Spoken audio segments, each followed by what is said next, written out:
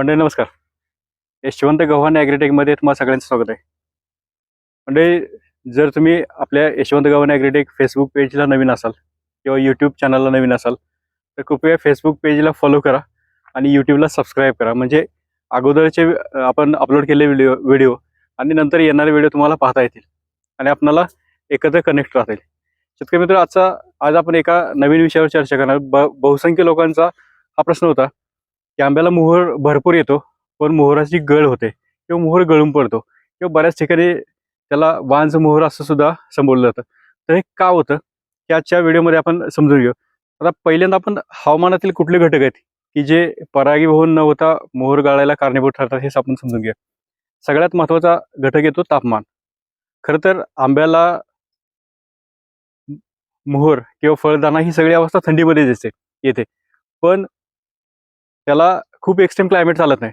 साधारणपणे रात्रीचं तापमान 12 ते 15 अंश सेल्सिअस आणि दिवसाचं 24 ते 27 अंश सेल्सिअस असेल तर आंब्याला खूप चांगला मोहर येतो आणि खूप चांगली फळधारणा होते. आता ह्याच्यापेक्षा कधी कधी तापमान खूप वाढतं, अचानक तापमान वाढतं किंवा खूप कडाक्याची थंडी पडते. अशा वेळा तापमानामध्ये झालेली घट असेल किंवा वाढ असेल अशा वेळा परागकण जर्मिनेट होत नाही किंवा परागीभवन होत नाही आणि मोहर गळून पडतो. त्यामुळे तापमान हा कळीचा मुद्दा आहे. त्याच्यानंतर पुढची गोष्ट आहे की वारं. कधी कधी वेगानं वारं वाहत असतं.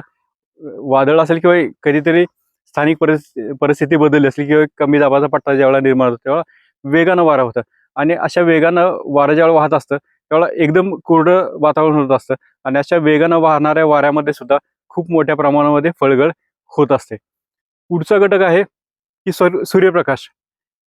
ज्यावेळेला आंब्याला मोहर येतो आणि फळधारणा होते त्यावेळेला स्वच्छ सूर्यप्रकाश असणं अत्यंत गरजेचं आहे किंवा नितांत गरजेचं आहे. तुम्ही बघत असाल की बहुसंख्य फळधारणा ही साधारणपणे दक्षिण आणि पश्चिम बाजू किंवा पूर्व, दक्षिण आणि पश्चिम, उत्तर बाजूला खूप कमी फळधारणा झाली दिसते. कारण ज्यावेळेला फळधारणा होत असते त्यावेळेला सूर्य हा दक्षिण गोलार्धामध्ये असतो, सूर्यप्रकाश दक्षिणेकडे येत असतो, त्यामुळे उत्तरेकडल्या भागाला सूर्यप्रकाश कमी मिळतो आणि तिथं मात्र फटका बसतो. त्यामुळं स्वच्छ सूर्यप्रकाश उपलब्ध असणं गरजेचं आहे. आणि जरी ही गोष्ट हातामध्ये नसली, फांद्याची विरळणी करा, छाटणी करा किंवा सेंटर ओपनिंग करा, हे ह्यासाठी सांगतो की सर्व फांद्याला सूर्यप्रकाश पोहोचला पाहिजे. सगळीकडे जर सूर्यप्रकाश चांगल्या प्रकारे पोहोचला तर कीड रोगाचा प्रादुर्भाव कमी होण्याबरोबरच फळधारण्यास सुद्धा खूप चांगली मदत होते. आता पुढची गोष्ट आहे आर्द्रता. तर हा सुद्धा खूप महत्त्वाचा घटक आहे की जर अशा वातावरणामध्ये फळधारणा किंवा मोहर आणि फळधारणा अवस्थेमध्ये जर दमटपणा वाढला असेल किंवा पावसाचं वातावरण झालं असेल तर तिथे साहजिक आहे किडी रोगाचा प्रादुर्भाव वाढतो आणि जास्त आर्द्रता ही किडी रोगाला आमंत्रण देते.